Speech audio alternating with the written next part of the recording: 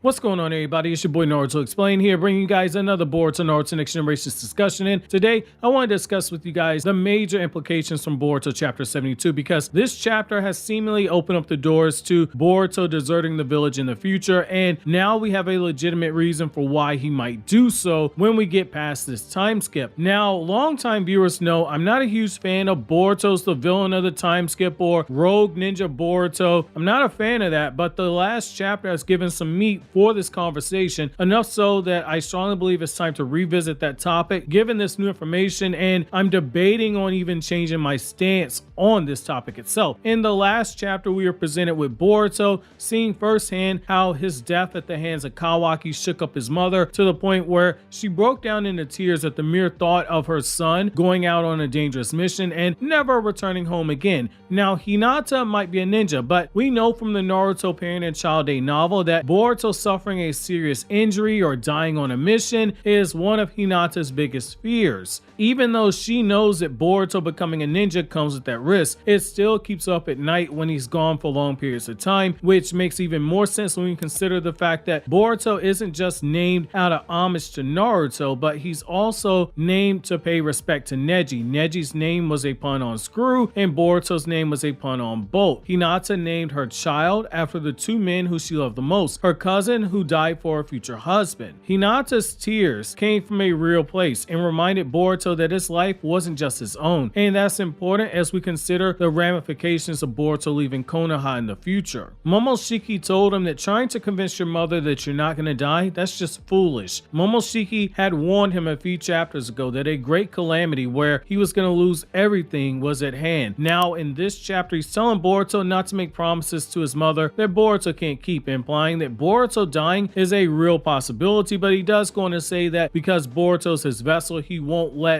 Boruto die. He tells him that what Boruto's about to go through will be so great that he won't have the will to live anymore, which is different than not letting Boruto die, but instead he says that he is going to willingly give up control of his body to Momoshiki to the point where Boruto will only exist in a small corner of his own mind because Boruto will give up on living. After Boruto screamed into the air and leapt out into the sky, it brought up the question that so many people have brought up about future Boruto and how he got the scar on his eye. The idea that Boruto might leave the village to try and escape from his destiny, especially if things go crazy with this Ten Tails army that Code has unleashed. I don't think that that's crazy. In fact, I want to explain to you guys why that's not the craziest take, and it in turn makes Boruto's anime openings and endings make a lot more sense. Like that one anime ending or opening where we see Boruto standing before Konoha as we know it, and then we see a ruined Konoha, and the only thing that remained the same was that Boruto still appeared to be in his younger form. He wasn't in that time skip form when he stood before the destroyed Konoha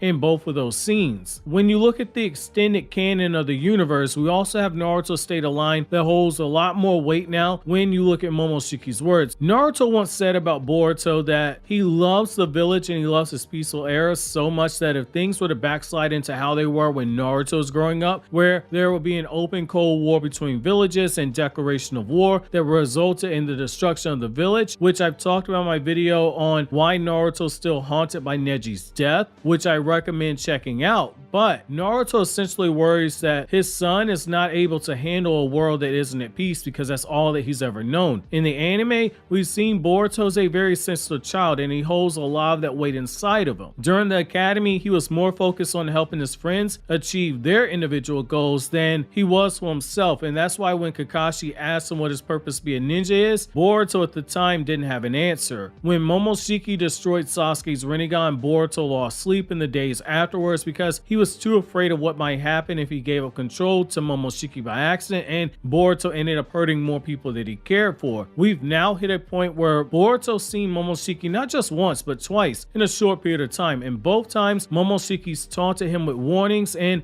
they've grown more dire and more to the point, painting a dark future in a dark situation that he pledges is close at hand. Boruto boasts very strong words about changing his own destiny, but even he is aware of the truth. Some things you can't escape, and ever since he's gotten the Karma Seal, his life has been far from great. In the anime, we've seen him form attachments with people like Kokiri during the Hozuki Castle mission, only for Kokiri to die. He formed an attachment with Mujino, only for Mujino to die in the months after the Kara actuation arc. He formed a stronger bond with his father Naruto, and in the year after he got the Karma Seal, everything looked like it was on the up and up for the relationship. We saw father and son bonding, we saw father and son have heartwarming conversations, and Naruto eventually almost ended up dying. Fighting against Ishiki and Kurama actually ended up dying as a result. He formed a stronger bond with Kagura, only for Kagura to die in the anime. He formed a bond with Kawaki, only to be forced to allow Kawaki to kill him. A cloud of death has been lingering over Boruto,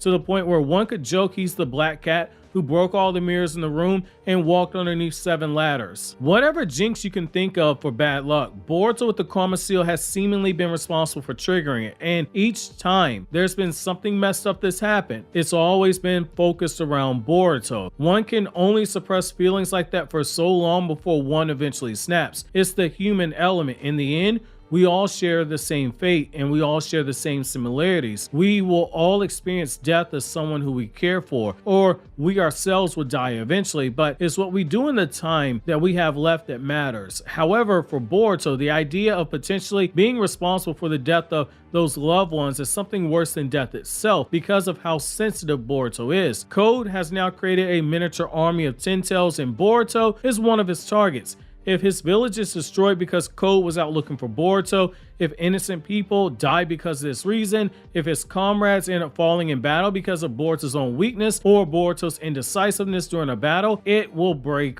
Boruto. If someone like Sasuke dies trying to protect Boruto, he's not going to be able to live with that shame because he's just, as Naruto said, a sensitive child who's been sheltered due to him being the Hokage's son and growing up in a time of peace. He isn't prepared for what's awaiting for him, and Momoshiki knows this and is willing to wait Boruto out long enough to seize his chance to take control over Boruto's body, if for nothing else than to fulfill whatever events that are required to the prophecy that he gave to Boruto. Even if he himself can't see the specifics, he has a general idea of the outcome. Momoshiki will know when and how to act when that opportunity arises, and he's gonna find a way to make Boruto suffer because it's in his own best self-interest. Boruto trying to leave to spare everyone, if that's something he's trying to do in the future, it will not end well for him. Running isn't living. All running is a way to delay the inevitable, and once you stop running, you have no choice but to accept your own failures as a man, and then you have to run back to the very thing that caused you to run away, because running from your demons and not slaying them won't get you anywhere. You will not progress. For the boy who wants to be Shadow Hokage, he's shown the willingness to give up his own life for the village itself, but now he's got to learn to face the unknown and the prospect of being responsible for losing people he cares for, or being responsible for ruin befalling his village, because as Shadow Hokage, his decisions will have real consequences regardless as to if he wanted them to happen or not. That being said, do you guys think Boruto in the future will run away to spare the village? And if so, how do you think this will end up for him? And if Boruto does leave the village, who will Boruto leaving impact the most?